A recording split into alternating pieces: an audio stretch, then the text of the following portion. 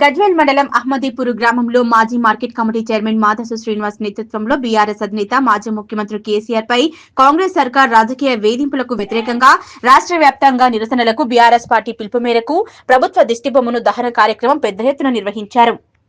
తెలంగాణ సాధకుడు కేసీఆర్ గారికి సిట్ విచారణ పేరుతో ఒక కక్ష సాధింపు ధోరణితో ప్రభుత్వం నోటీసులు ఇవ్వడాన్ని నిరసిస్తూ ఇవాళ గజ్వేల్ మండలం అహ్మదీపూర్ గ్రామంలో గ్రామ ప్రజానికం బీఆర్ఎస్ పార్టీ ఆధ్వర్యంలో ప్రభుత్వ దిష్టిబొమ్మను దగ్ధం చేయడం జరిగింది.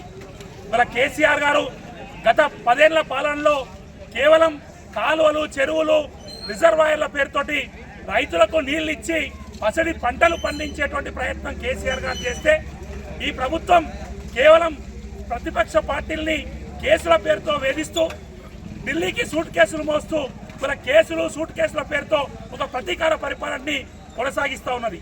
ఇలా కేవలం వాళ్ళు ఇచ్చినటువంటి 6 గ్యారంటీలని 420 హామీలని కప్పిపుచ్చడానికి, ప్రజల్లో వాటి మీద చర్చ జరగకుండా ఉండడానికి ఎన్నికలు వచ్చినప్పుడల్లా ఏదో ఒక డ్రామా పేరుతో కేసీఆర్కి ఒకసారి, హరీష్ రావు గారికి ఒకసారి, కాళేశ్వరం పేరుతో ఒకసారి, ఫార్ములా రేస్తో ఒకసారి, ఇట్లా కేటీఆర్ గారికి ఒకసారి నోటీసులు ఇచ్చి ఇవాళ ప్రభుత్వంలో ఇవాళ ప్రజల్లో కేసీఆర్ గారిని బీఆర్ఎస్ పార్టీని పలిచరం చేయాలంటే ఒక కుట్రపూరితమైనటువంటి వైఖరిని ప్రభుత్వం అవలంబిస్తూ వస్తూ ఉన్నది.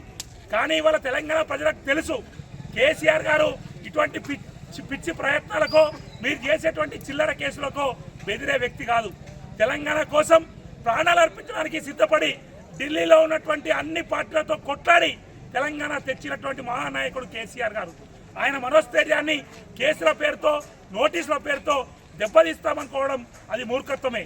తప్పకుండా ఈ ప్రభుత్వానికి ఈ మూల్యం చెల్లించుకోక తప్పదు. రాబోయేటువంటి మున్సిపల్ ఎన్నికల్లో, మొన్న గ్రామ పంచాయతీ ఎన్నికల్లో ఎట్లాగైతే ప్రజలు కర్రుగాల్చి వాతపెట్టిందో రేపు జరగబోయేటువంటి మున్సిపాలిటీ ఎన్నికల్లో కూడా తప్పకుండా కేసీఆర్ గారు ఇవాళ నోటీసులకు పోలీసులకు సమాధానం చెప్తాడు. కానీ రేపు ప్రజలు కూడా మీకు ఓటుతోటి బుద్ధి చెప్పడానికి సిద్ధంగా ఉన్నారు. తప్పకుండా ప్రజలు కేసీఆర్ గారి మీద వేధించడానికి నిరసనగా రేపు బీఆర్ఎస్ పార్టీకి అత్యధిక స్థానాలను ఇచ్చి మీకు బుద్ధి చెప్పడం ఖాయం. ఇప్పటికైనా ప్రభుత్వం ఆలోచించుకోవాలి. తెలంగాణలో తెచ్చినటువంటి అంతటి మహానాయకుడి మీద మీరు కేసులు కానీ, నోటీసులు కానీ ఇచ్చి ఇటువంటి చిల్లర ప్రయత్నాలు చేయడం మానుకోవాలి.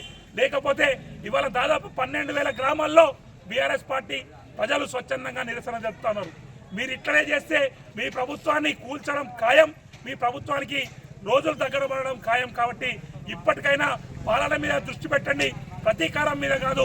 మీరు పాలనలో ప్రజల్ని మెప్పించేటువంటి ప్రయత్నం చేయండి.